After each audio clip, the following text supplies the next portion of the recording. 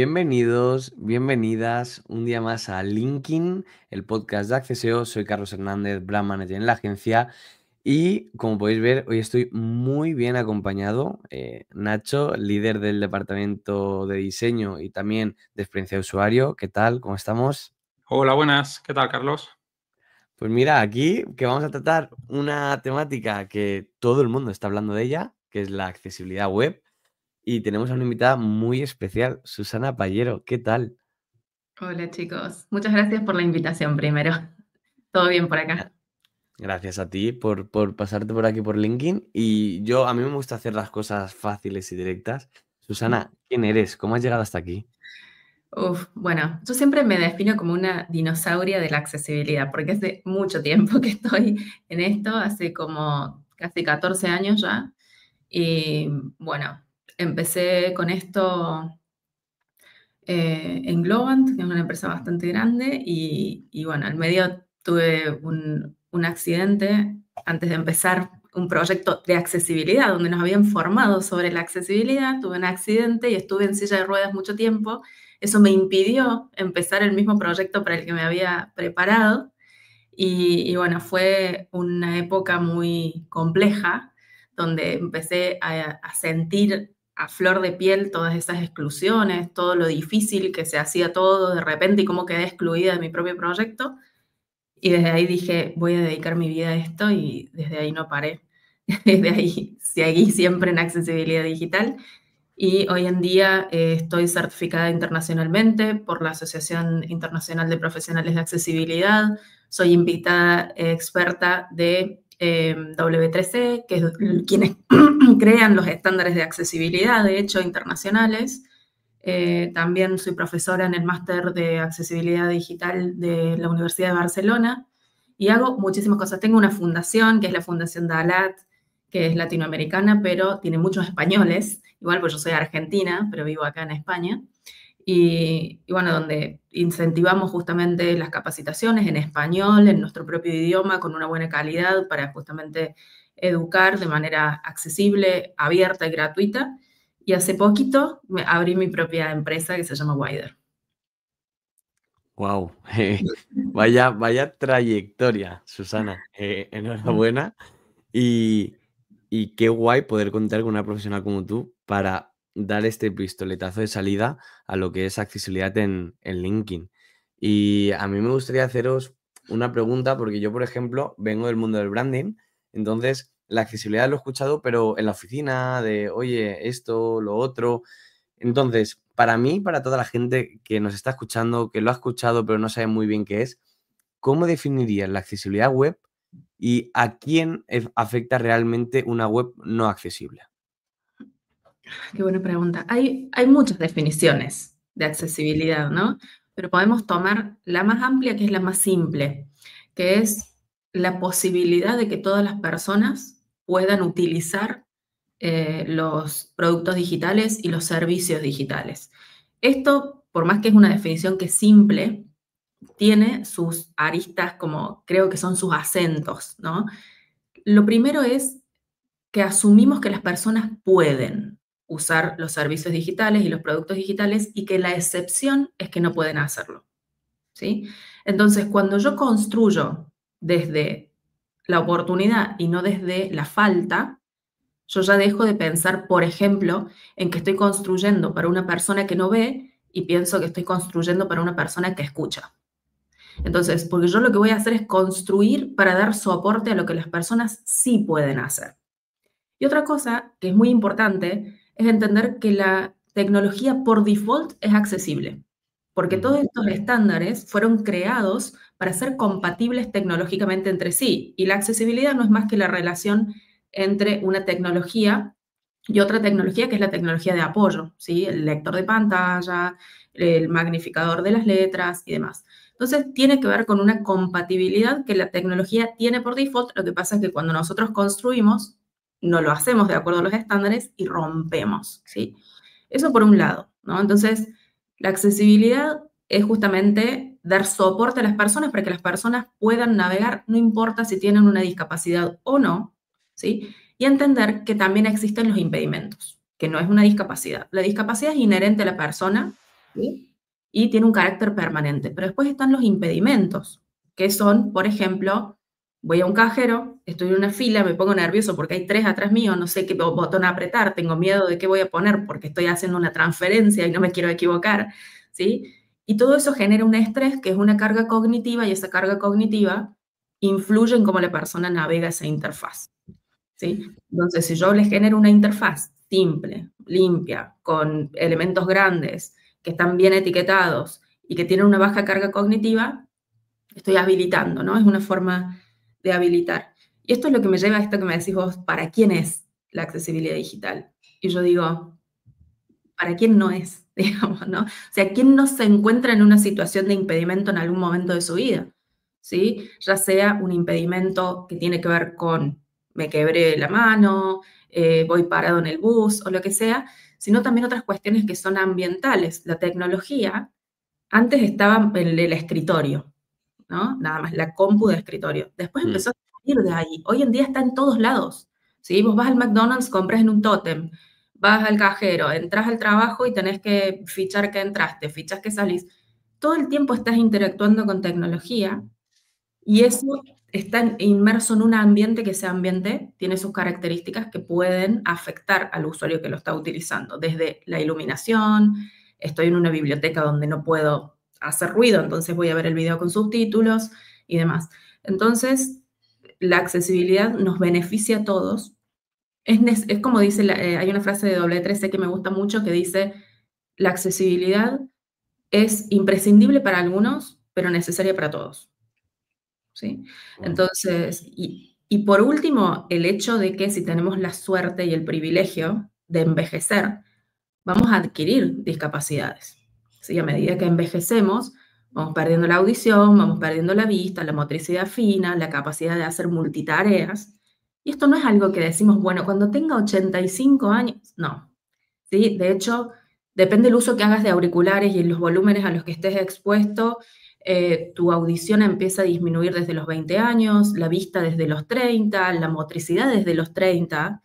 Hay un estudio de Nielsen Norman que dice que entre los 25 y los 60 años, más o menos disminuía la capacidad de utilizar los productos digitales en un 0,8% por año, ¿sí? ¿Eso qué quiere decir? Que es pequeño año a año. Hasta que no es un acumulado no nos damos cuenta, ¿sí? Pero bueno, acá es donde yo un poco critico lo que dice Nielsen Norman, con todo el respeto del mundo, porque, porque ellos son gigantes y yo soy yo, pero yo no creo que las personas pierdan la capacidad de navegar, porque cuando las cosas no funcionan no cambiamos a las personas, cambiamos a los productos. Entonces, yo creo que en realidad lo que está pasando es que los productos, tal y como están diseñados en este momento, pierden eficiencia a medida que envejecemos. Porque si no, ¿cuál es la solución? ¿No envejecer? No existe. Entonces, siento que, bueno, al final es para todos, para resumir, es para todas las personas. Si estás vivo, es para vos, la accesibilidad. Wow, yo te prometo que no tenía como esta visión y me has abierto mucho los ojos, ¿eh? No tenía tanta esa profundidad en el tema y sí que es verdad que realmente la accesibilidad es para todos. O sea, Sí. wow. No sé qué opinas tú, Nacho, desde ese lado más de diseño práctico, ¿no? Ese UX, UI, ¿qué opinas? ¿Cómo lo vives tú desde el otro lado? Sí, totalmente de acuerdo con lo que comentaba Susana. Quería comentar que realmente no afecta solo a las, en este caso, aunque hablemos de accesibilidad, es lo que comentaba ella, no afecta solo a las personas que tengan esa discapacidad o esos impedimentos, al final nos afecta a todos, o nos ha afectado o nos va a afectar, justo de lo que hablaba, el tema del envejecimiento y demás, o mañana mismo te puede romper un brazo, que esperemos que no pase, pero bueno, que al final en muchos casos nos puede llegar a afectar de forma directa, que aunque no lo esperemos, pues al final nos afecta a todos. Y ya no solo, ahora aquí estábamos hablando de accesibilidad web, pero yo creo que nos afecta en todos los entornos, en todos los ámbitos y no solo en la parte de diseño, desarrollo, sino como comentábamos, pues incluso en lo que comentabas tú de brand, o sea, tema de marcas, tema de marketing. afecta a todo, realmente, absolutamente a todo, no en este caso solo al tema de la web, algo así en concreto. Perdón, Nacho. Sí. Entonces, a mí me surge una duda, ¿no? Porque me acabas de decir, afecta a todos, ¿no? Y aquí ya lo hemos hablado antes y me has dicho que es un buen melón.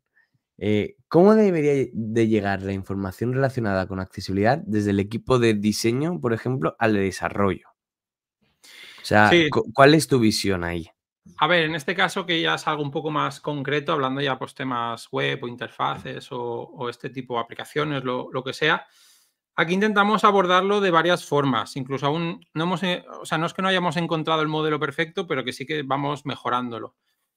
Por un lado, con las herramientas que tenemos, hoy en día pues trabajamos con el estándar que al final es Figma a la hora de diseñar, pues esta herramienta ya están incorporando muchas cosas de temas de accesibilidad. Y luego herramientas para que el handoff este que hacemos de pasar, digamos, todo lo que trabajamos desde diseño hasta desarrollo, hay ciertas ya herramientas que han puesto pues, para dejar comentarios por escrito y demás, ¿vale? Eso por una parte.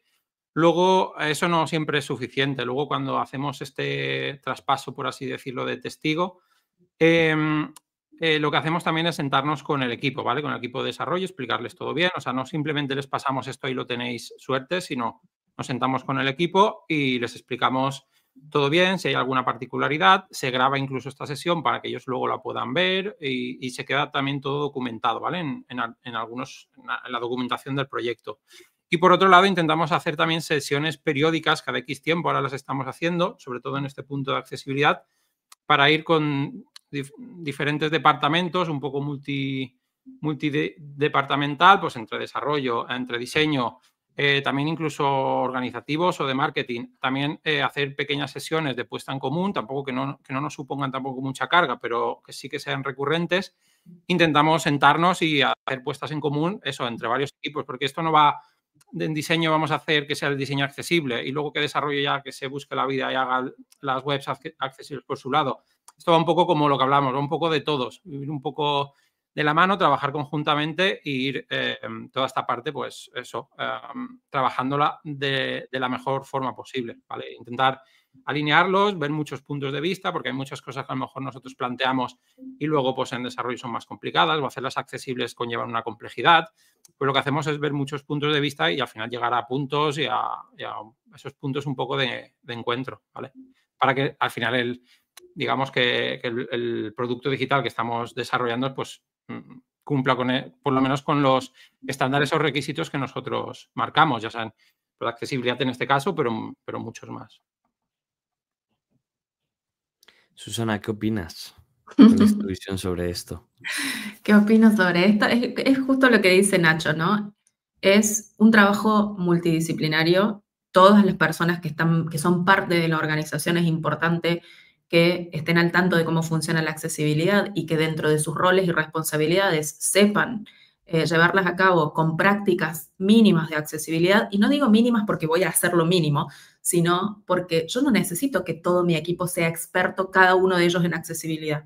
Lo que necesito es que lo que hacen sepan hacerlo de manera accesible, ¿sí? Entonces, ahí es donde el resultado va a ser un resultado robusto, ¿sí? Nunca 100% accesible, porque no existe, ¿sí?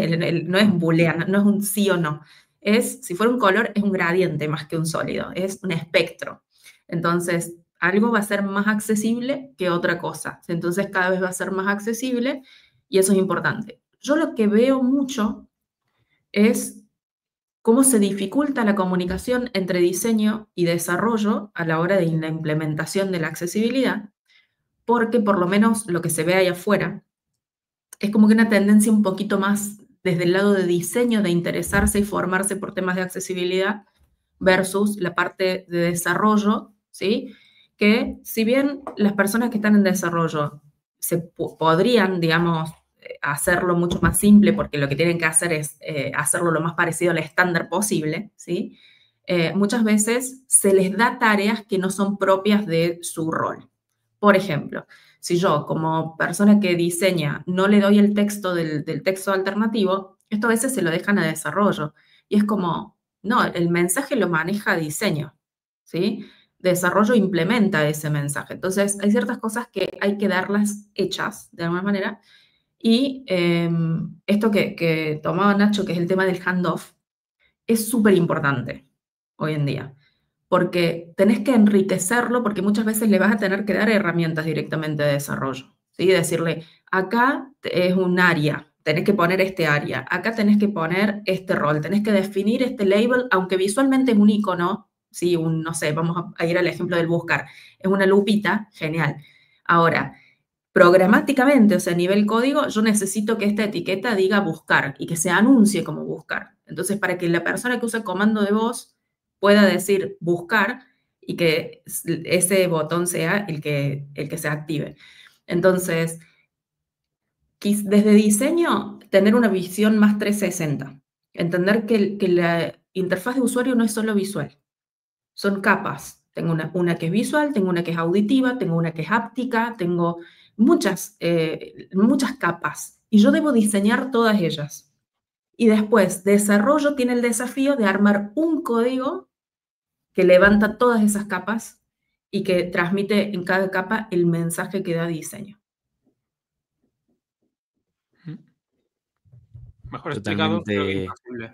Sí, sí, o sea, wow. Creo que ha sido de 10 esta explicación, ¿eh?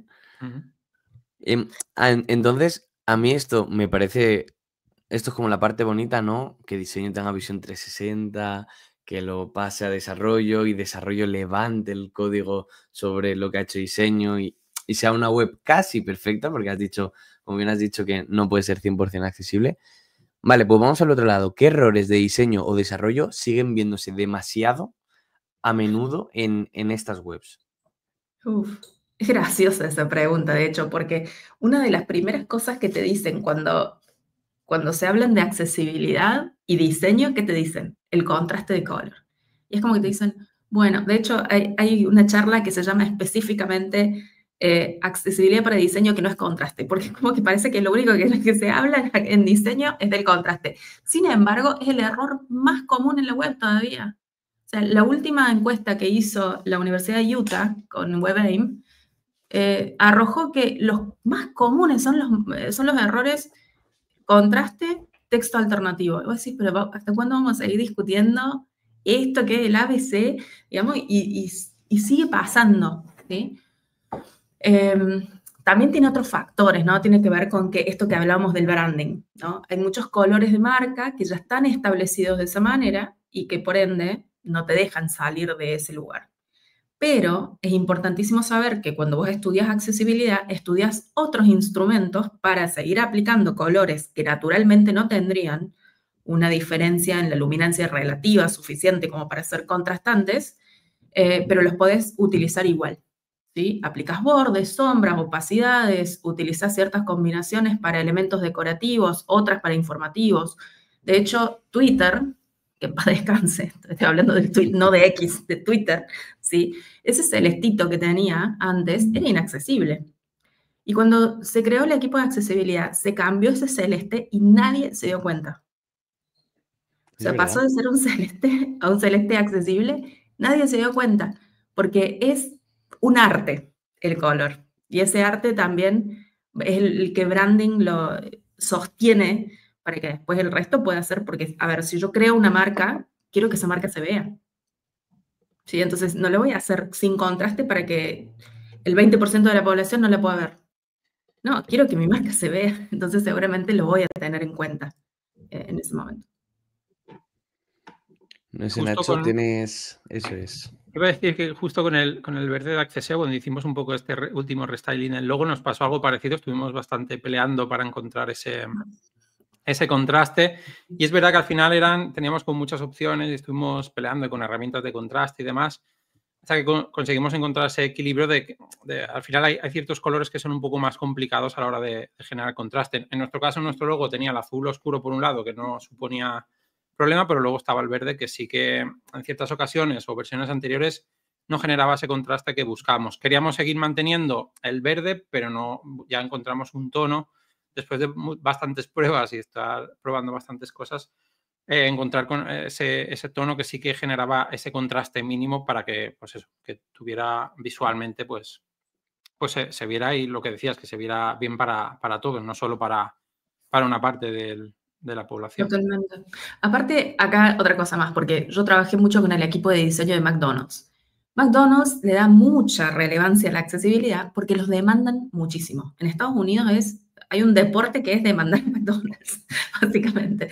Entonces, ya tienen un miedo donde cuando hacen un rediseño, llaman a un montón de profesionales de accesibilidad para que lo miren y no quieren ni un poquito de movimiento, ni un poquito de esto, ni un poquito del otro, porque tienen miedo que los demanden, ¿no?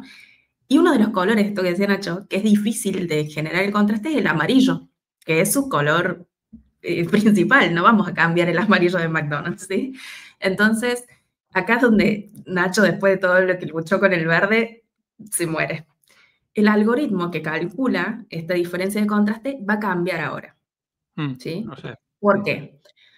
Porque este algoritmo originalmente fue construido teniendo en cuenta, obviamente, la luminancia relativa, que es la luz que sale de un monitor hacia los ojos de la persona que está observándolo, pero esto se hizo en conjunto con BBC, estamos hablando muchos años atrás, con los monitores de tubo y con los televisores de esa época de tubo. O sea, hay gente que seguramente va a escuchar esto y no va a saber qué es un monitor de tubo, pero eran unas cajas gigantes súper pesadas que no eran los divinos monitores que son ahora. La tecnología cambió mucho, ¿sí? Sin embargo, se mantuvo ese algoritmo. Y ese algoritmo, digamos que perjudica colores como, por ejemplo, el naranja. El naranja es súper difícil de hacer pasar contraste con estas herramientas. Sin embargo, los usuarios no reportan tantos problemas con el naranja. ¿Sí? Lo mismo pasa con el amarillo. El amarillo, de hecho, con el fondo negro es el color que suelen preferir las personas sordociegas, ¿sí? Porque tienen un resto visual, pero da un tipo de contraste que les permite encontrar la forma, ¿no? Entonces ahora se creó un nuevo algoritmo que todavía está en fase de prueba, pero está publicado, si quieren ir a jugar con el nuevo algoritmo, está, ¿sí? Que se llama APCA. Y ahí entran otros, digamos, otras variables que son nuevas, que son, antes teníamos que la fuente regular y negrita, ¿sí? Bold.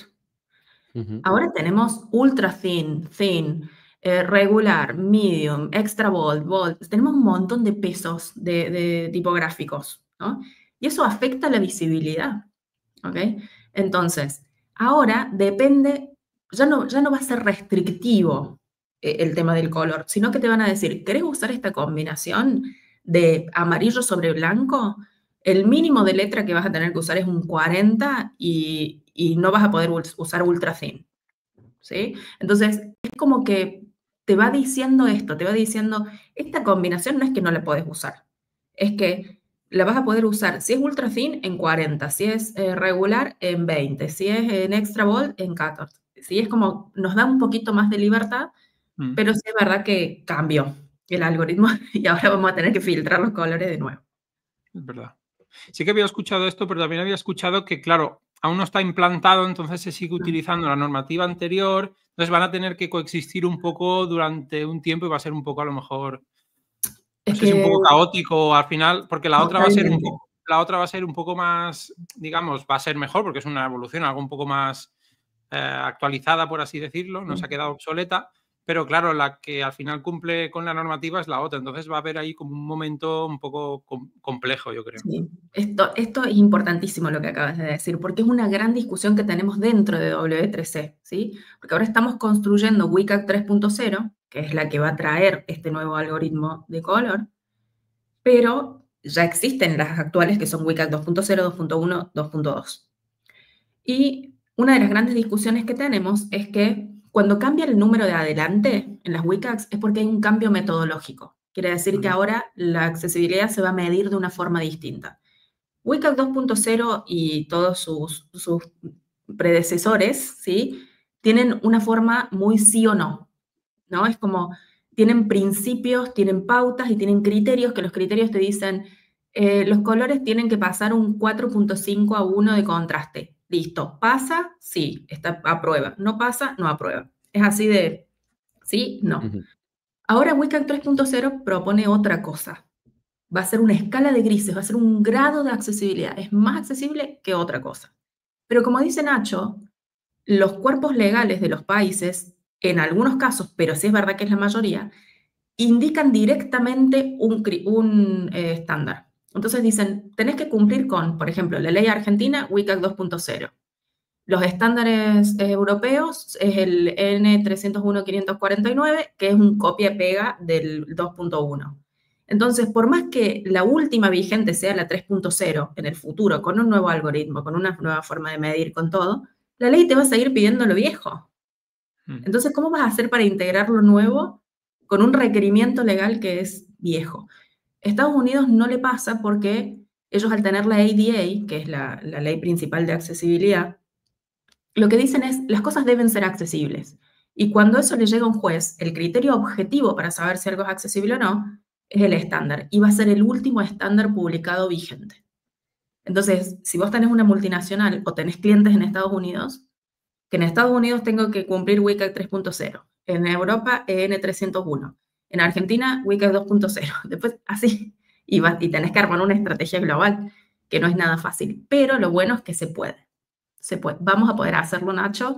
Lo que hay que hacer en ese caso es medir el color con ambas herramientas y elegir un color que aprueben ambas, porque la segunda va a ser más flexible que la primera, de hecho. Exacto.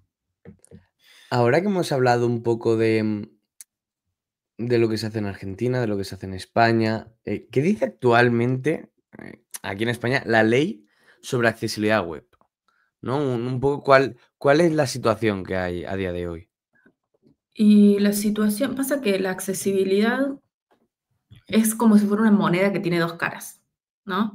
Una cara es la técnica, es la del estándar, la que te dice, esto que vos implementes va a beneficiar a una gran cantidad de personas, y la otra cara que es lo legal, que es lo que te dice, que es de donde se desprende la accesibilidad como derecho humano, ¿no? La accesibilidad es un derecho humano, como tal está contemplado en la Declaración Internacional de Derechos Humanos, la Declaración Universal, como de hecho se desprende del artículo 4, que es el derecho al acceso a la información, ¿sí? Sin embargo, esto fue en el 94, o sea, fue hace un tiempo atrás, ¿sí? Y No había nacido aún. Claro, Internet no es lo que es hoy, no era lo que es hoy. Hoy en día, en el mundo digital se juegan derechos como el acceso a la salud, a la educación, al trabajo, ¿sí? Es como que hay más derechos humanos que se juegan en el mundo digital. Entonces, como tales, los derechos humanos, todos los países que adhieren a esta declaración, tienen la obligación de regular en sus países para que se garanticen esos derechos, ¿sí? Entonces, obviamente, por eso es que la accesibilidad digital es también una ley. Europa tiene, creo que los primeros esfuerzos legales empezaron en Ámsterdam hace muchos años, no tantos, me gustaría que fueran muchos más, pero no hace tanto que estamos con esto. Y fue evolucionando de a poco. Primero empezó con el sector público, es usual esto que suceda así. Primero los primeros obligados suelen ser el sector público, administraciones o privados que contratan con sectores públicos. Entonces, si vos querés licitar, por ejemplo, tenés que cumplir con leyes de accesibilidad. Y ahora se viene, de hecho ahora en unos días, creo que en 7, ahora esto lo estamos grabando el 12 de junio, faltan creo que es 16 días para que entre en vigencia la Ley de Accesibilidad Europea, ¿sí? El European Accessibility Act, que es una directiva a nivel Unión Europea, que lo que hizo fue subir la vara un poco más, ¿sí? Es decir, bueno, ahora los privados también tienen que cumplir. No todos los privados, pero muchos privados, y ahí dice exactamente, bueno, plataformas de e-commerce, con tanta cantidad de empleados, o sea, ciertos productos, para seguir vendiéndose en Unión Europea, van a tener que cumplir con estos requisitos de accesibilidad. Y te digo que estoy capacitando equipos de Taiwán, que no quieren dejar de vender en Unión Europea en este momento, porque quieren cumplir con la ley. Entonces, yo creo que se está evolucionando en cuanto a leyes, ¿no? Se está empezando a abrir más y a decir, bueno, los privados también tienen que cumplir. Eso empuja mucho la accesibilidad digital porque, lamentablemente, muchas de las cosas, sobre todo relativas a decisiones de empresas privadas grandes, se dan más por el miedo a ser multados, viste, las pérdidas económicas, como ese tipo de cosas, pero las leyes de accesibilidad ya existían, ya estaban siendo incumplidas, de hecho, ¿sí? Pero ahora esta directiva europea da un empujoncito más, cada país prevé una sanción distinta, de hecho, en Irlanda creo que pusieron penas de prisión para accesibilidad, de hecho, entre 6 meses y 2 años. Entonces, viste que vos como CEO sos responsable de la administración, respondés y todo eso, bueno, preso, si no es accesible esa parte, pero bueno, ahí hacía esos límites. Pero bueno, lo que siento que todavía falta y que sí tiene que evolucionar y que depende de todos nosotros y que el hecho de que nosotros estemos acá hablando de este tema también ayuda, es que la política no es lo mismo que la ley. Porque si yo pongo una ley que diga todo tiene que ser accesible y eso mágicamente hiciera que todo fuera accesible, el mundo no sería lo que es, ¿sí? Porque, ¿no? Qué genial que uno dijera, nadie mata a nadie, entonces, listo, la ley lo dice. La política son esas acciones que hacen el gobierno, la gente, las sociedades para llevar lo que es a lo que debe ser. ¿Sí? Entonces, ese acompañamiento, esa educación, esa manera en la que los gobiernos trabajan para que esto sea una realidad, es donde yo todavía siento que hay mucho por hacer. Yo creo que el que es un ejemplo de cómo se hace es Canadá. Canadá ha hecho políticas muy fuertes de accesibilidad y después sale a exigir. ¿Sí? Es como lo contrario de lo que hace Estados Unidos, que Estados Unidos implementa y vamos, apúrense porque te cae la demanda y tenés que pagar millones de demanda. Entonces, en ese aspecto creo que Europa está en el medio, ¿sí? Está en el medio entre Canadá y Estados Unidos en la forma de implementación, pero siento que falta más esa parte. Sí, justo iba a comentar relacionado a eso, estoy de acuerdo, falta ese acompañamiento, ¿no? Esa transición que nos ayuden un poco.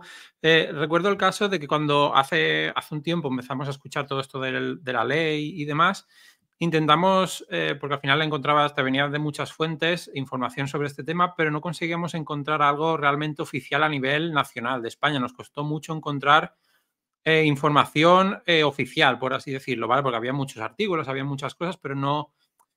Nos costó encontrar un poco esa información oficial. Luego es verdad que creo que ya empezó a salir y demás, pero salió un poco eso a nivel así europeo, pero luego a nivel nacional nos sentíamos como un poco solos o abandonados de buscaros la vida, ¿sabes? No teníamos esa ayuda que deberían darnos a la hora de abordar todos estos temas que son bastante importantes. Entonces íbamos un poco perdidos y es justo lo que dices tú. Falta esta parte de acompañamiento, de asesoramiento, pues incluso de ayudas. Sé que está todo el tema del kit digital, que un poco también van un poco relacionado con este campo, pero bueno, yo creo que haría falta un poco más de ese, lo que dice, ese acompañamiento, ese asesoramiento, el no sentirnos solo las empresas que nos dedicamos a esto y tampoco las empresas al final, que son nuestros clientes.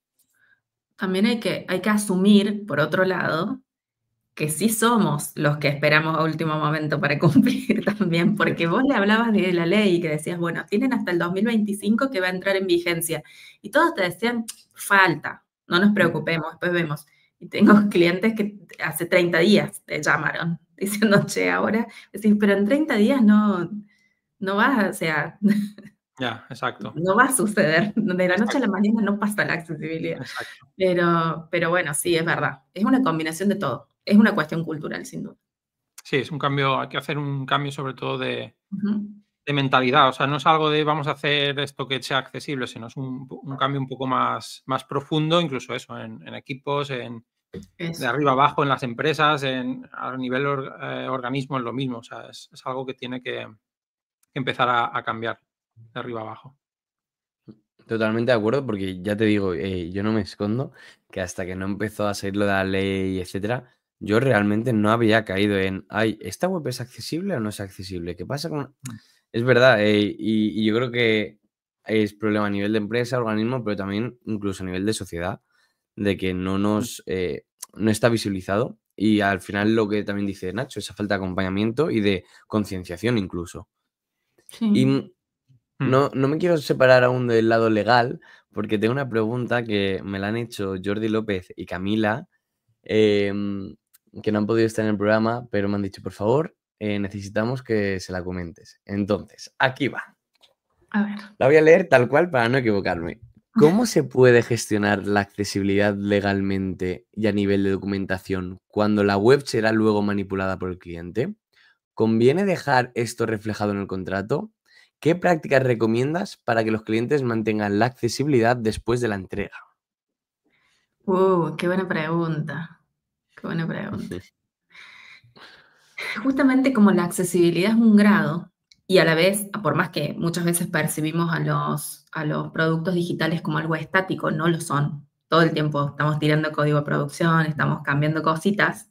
Entonces, eso afecta directamente la accesibilidad, ¿sí? La mejora o la empeora o la va llevando en estos límites que nosotros como política interna de la organización ponemos un límite, decimos, bueno, hasta este límite no sé, de decir, siempre mi accesibilidad va a ser del 80% para arriba. Cuando veo que va a 79, ahí sé que tengo que revisar procesos, revisar capacitaciones, ver qué está pasando, que está cayendo este rango que yo establecí como el mínimo para mi organización. Acá hay dos temas. Tenemos WCAG, que es el estándar que opera sobre contenido, ¿sí? Es el que dice, bueno, cuáles son las reglas para contenido, pero hay otra que se llama ATAG. ATAG es la que da los lineamientos sobre herramientas de autor. Entonces vamos a hablar primero de este caso y después de cuando uno como empresa entrega una web. Muchas veces lo que uno vende puede ser manipulado por el usuario final. Entonces, eso quiere decir que el usuario, por ejemplo, crea contenido en mi plataforma y ese contenido puede no ser accesible. Entonces, vamos a un ejemplo práctico. Instagram. Si yo subo una foto y no le pongo texto alternativo, ¿pueden demandar a Instagram porque no es accesible? No. ¿Por qué? Porque como es una herramienta de autor, la empresa es solamente responsable hasta donde construyó la plataforma y tiene que solamente documentar y asegurar que dio las herramientas para que el otro lo haga accesible. Entonces, ¿cuál es la obligación de Instagram? Darte un campo para que cuando vos agregas la imagen puedas poner un texto alternativo, pero no se puede hacer cargo de si vos lo hiciste o no.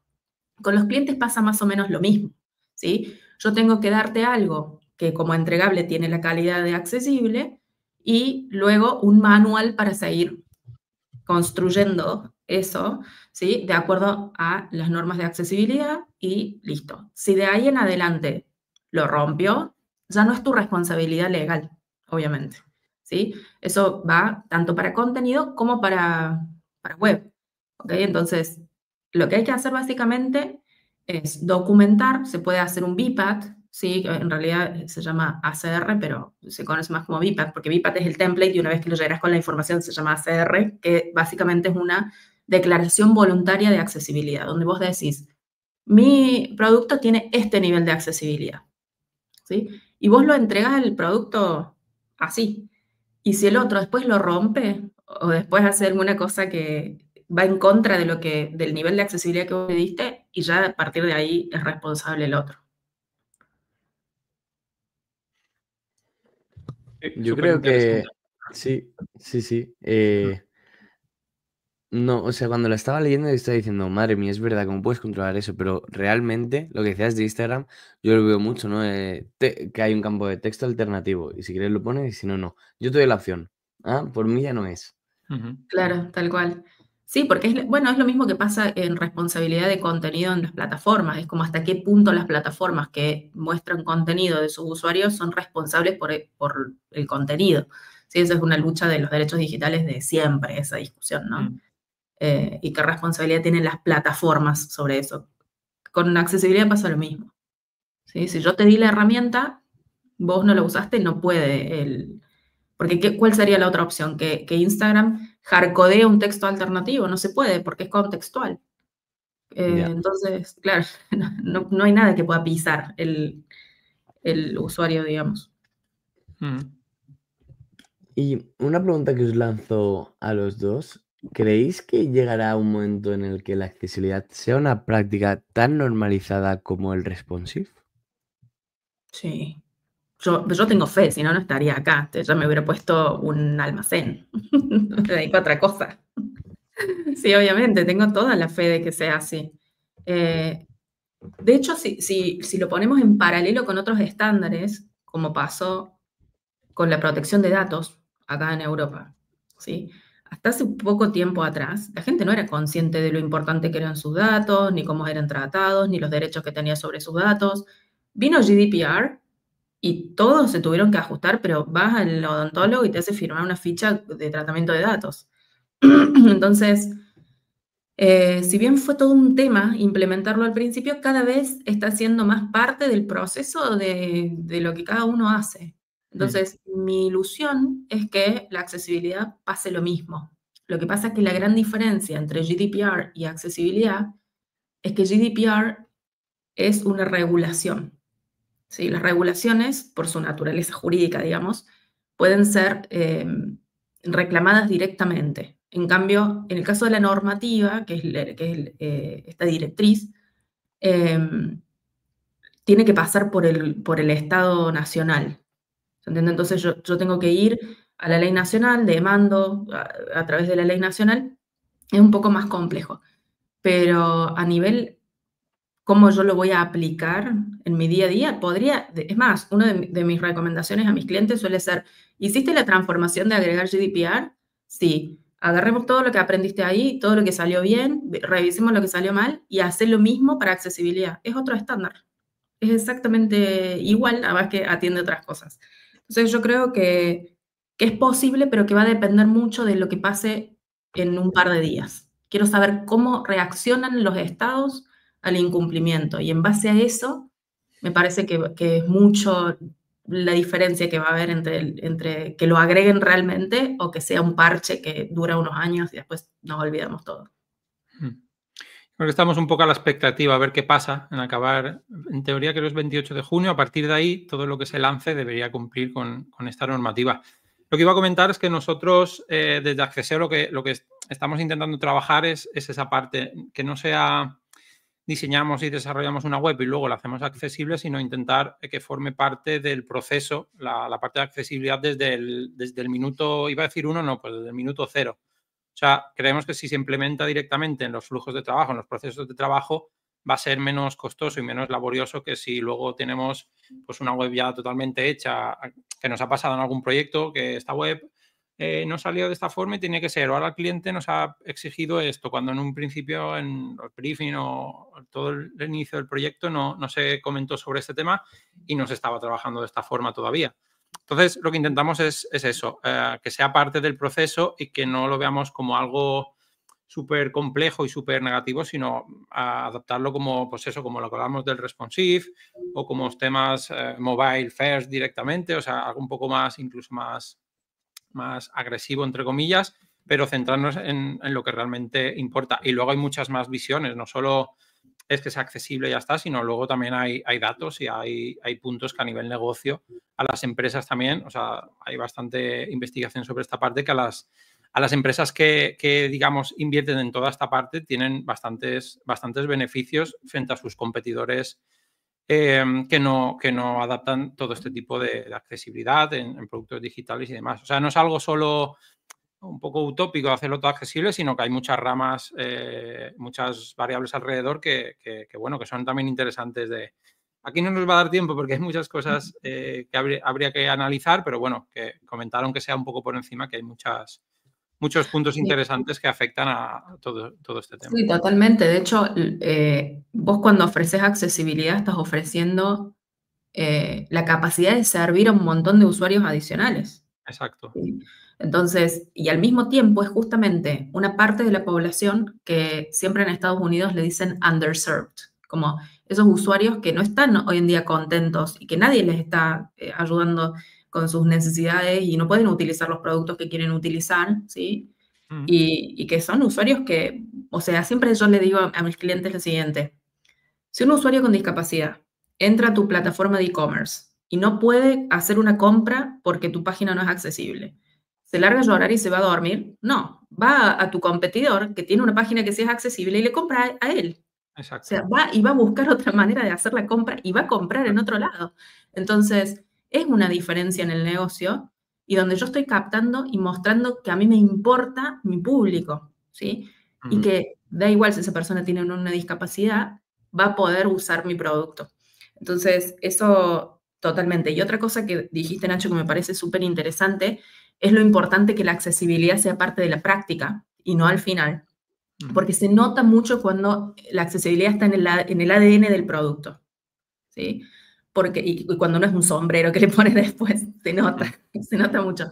Porque es el equivalente a decir, yo te hice una mesa y la ley te pidió una silla. Parches y qué sé yo, y ahora te podés sentar ahí. Horrible esa silla. Y todo el mundo se da cuenta, ¿sí? Pero si yo necesito legalmente una silla y desde el principio te hice una silla, genial. Entonces, va a servir el propósito que tenía desde el inicio. Entonces, se nota mucho. Vale, pues oye, yo por ejemplo que no estaba nada, no entendía nada del tema, me está interesando mucho todo lo que nos estáis contando, pero tenemos que llegar al final y tengo una pregunta que seguro que es lo que está esperando todo el mundo después de escuchar todo el episodio. Yo soy un empresario, ¿vale, Susana? Y tengo una empresa y a mí me ha venido un poco porque no me entero de mucho y tampoco hago mucho caso a las noticias y no sé qué es esto. ¿Qué pasos debería de seguir una empresa que quiere empezar a hacer su web más accesible? No más accesible, accesible. Depende mucho del contexto de la empresa, pero siempre es importante al menos tener una hora de consultoría con un profesional. No ir a comprar recetas ya lo que viene precocido porque es como, no va a estar hecho a tu medida. Y cuando vos sos una empresa, sobre todo si sos una empresa más chica, no te puedes dar el lujo de fallar tantas veces, ¿sí? De comprar algo que no te sirve tantas veces. Entonces, mientras más customizado esa solución que vos necesitas, mejor. Entonces, tu primera inversión tiene que ser una horita de sentarte con un experto de verdad que se especialice en toda esta parte y que revise dónde estás y que te dé los pasos a seguir. Y otra cosa es que es muy parecido a ir al médico, de alguna manera. Lo primero que vos tenés que hacer es un diagnóstico, ¿sí? Para que yo te diga, ¿cómo puedo mejorar tu vida, Carlos? Y yo sin saber ni cómo es tu vida. No funciona así. Tengo que sentar, tengo que analizar y de acuerdo a cómo estás, decirte, esto está bien, porque eso es algo que muchas veces no pasa en las consultorías de accesibilidad, que yo siempre hago mucho hincapié. Es importantísimo no solamente listar los errores, lo que estamos haciendo mal, sino también lo que estamos haciendo bien. Porque si no sabemos que estamos haciendo algo bien, podemos dejar de hacerlo y rompemos una accesibilidad que ya estaba. Entonces, ver qué estamos haciendo bien, optimizarlo, asegurarnos de que sea parte del proceso. Lo que está mal, ver cómo podemos y cuál es la raíz de ese problema. Entonces, si yo tengo problemas de, no sé, no tengo buenas etiquetas en producción, ¿cuál va a ser mi solución? ¿Cambiar las etiquetas que están en producción? Sí, pero además voy a hacer una lista que a partir de ahora, en la etapa de diseño, necesito que todos estos elementos tengan una etiqueta, que esa etiqueta sea descriptible y que necesito que esto me lo den hecho desde ahí. Entonces, eso. Yo diría que mis 3 básicos son, primero, consultar a un experto para evitar gastar plata, que básicamente no estamos en esa posición de hacerlo. En segunda instancia, elaborar una lista de prácticas buenas y malas para tomar decisiones al respecto y siempre hacer shift left, ¿no? O sea, ver dónde está el origen del problema y atacarlo. Y eso va a implicar capacitación también de los equipos, que es una capacitación que puede que venga de afuera, pero también hay veces que uno la tiene que dar. Pero, y también siempre recomiendo, ¿no? A partir de ahora en todas tus búsquedas, poner como requerimiento de accesibilidad, o deseable por lo menos.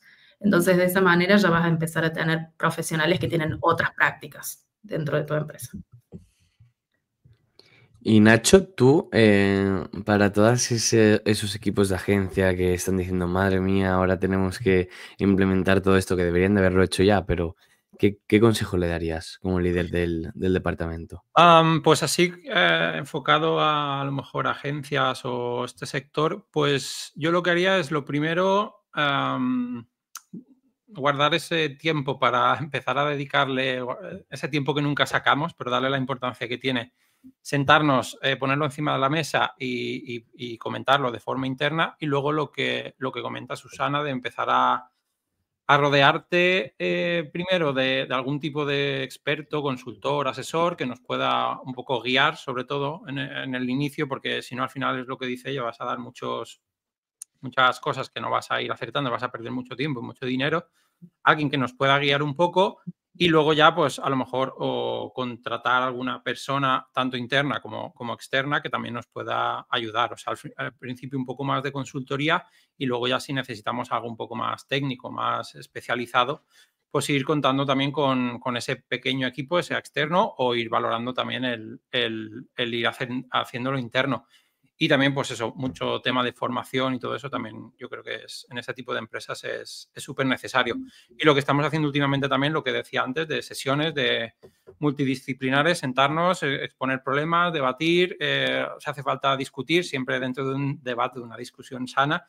Esto se puede hacer así, esto se tiene que hacer allá y no sé, ponerlo mucho eso encima de la mesa, debatir, hablar y abrirlo y exponerlo y darle la importancia y la relevancia que tiene. Vale, pues ahí quedan estos 2 consejos. Yo, antes de acabar, que casi se me olvida, comentaros que nuestra compañera Camila Hernández dejó en nuestro blog de Acceseo, en acceseo.com, un pedazo de artículo que ha gustado mucho, que se titula "La accesibilidad no es un problema de moda, sino de modo". Así que os lo recomiendo porque es una lectura súper buena. Y Susana, agradecerte que hayas sacado un ratito para venir aquí a LinkedIn y explicarnos de qué va esto de la accesibilidad web. No, por favor, muchas gracias. Una, por la invitación, obviamente me encanta estar acá y conocerlos. Y por otro lado, por hablar de estos temas, ¿sí?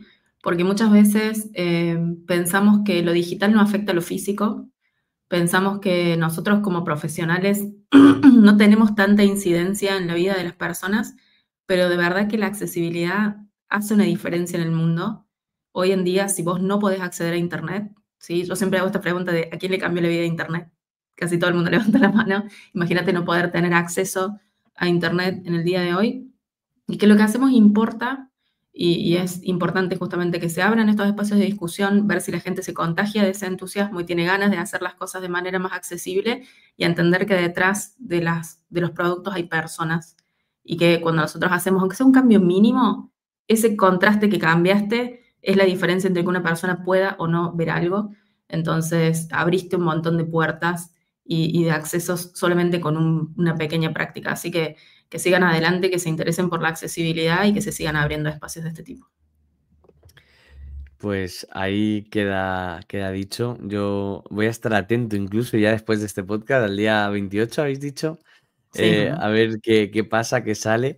Y Nacho, también agradecerte a ti que saques un ratito de nuestra vorágine de la rutina diaria y que nos visites. Nada, gracias por invitarme. Es un tema, la verdad es que bastante interesante. Hace tiempo que estamos sacando un poco lo que decía e intentando darle también esa visibilidad. Y nada, que un placer y cuando queráis, por aquí estaré. Hasta luego.